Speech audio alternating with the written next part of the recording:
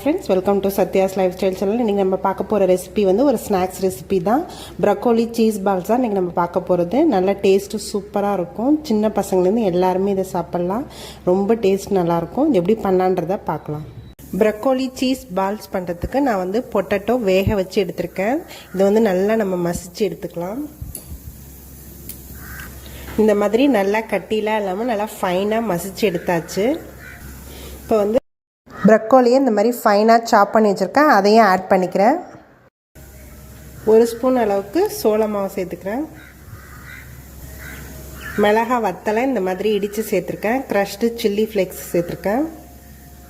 பொடியாக நறுக்கின வெங்காயம் ஒரு ஸ்பூன்லேருந்து 1.5 ஸ்பூன் வரைக்கும் சேர்த்துக்கிறேன். காரத்துக்கு கொஞ்சமாக மிளகாத்தூளும் சேர்த்துக்கிறேன். உப்பு தேவையான அளவுக்கு சேர்த்துக்கிறேன். இது எல்லாத்தையுமே சேர்த்து நல்லா பிசைஞ்சு எடுத்துக்கலாம். இது கூடவே கொஞ்சம் போல் பிரெட் கிராம்ஸ் லாஸ்ட்டாக நம்ம பிரெட் கிராம்ஸ் வச்சா கோட்டிங் கொடுக்க போகிறேன். கொஞ்சமாக ஒரு 1.5லேருந்து 2 ஸ்பூன் அளவுக்கு சேர்த்துக்கிறேன்.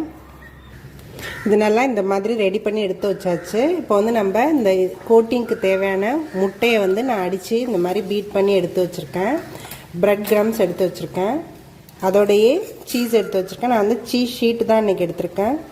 இந்த மாதிரி ரவுண்டாக எடுத்து வச்சதை நல்லா தட்டையாக இது பண்ணிக்கலாம். ஏன்னா நம்ம நடுவில் சீஸ் வைக்க போகிறோம். இந்த மாதிரி சீஸை இப்படி நடுவில் வச்சுட்டு நம்ம அப்படியே ரவுண்டாக இது பண்ணிடலாம். இதே மாதிரி எல்லாத்தையுமே ரெடி பண்ணி எடுத்து வச்சுக்கலாம். இந்த மாதிரி எல்லாத்தையுமே நடுவில் சீஸ் வச்சு நம்ம ரெடி பண்ணியாச்சு. இதை வந்து இந்த எக் இதுக்குள்ள டிப் பண்ணி எடுத்துக்கலாம்.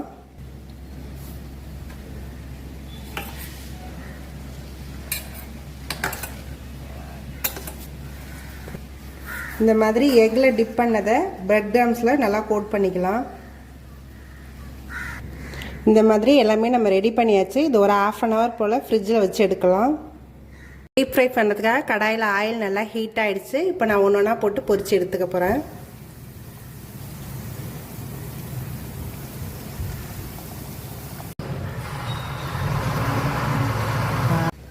இந்த ப்ரக்கோலி சீஸ் பால்ஸ் ரெடி ஆகிடுச்சு. இது நல்லா சுட சுட சாப்பிடும்போது சூப்பராக இருக்கும். நல்லா அவுட்டர் லேயர் நல்லா கிறிஸ்பியாக இருக்கும். உள்ளார நல்லா சீஸியாக சூப்பராக இருக்கும்.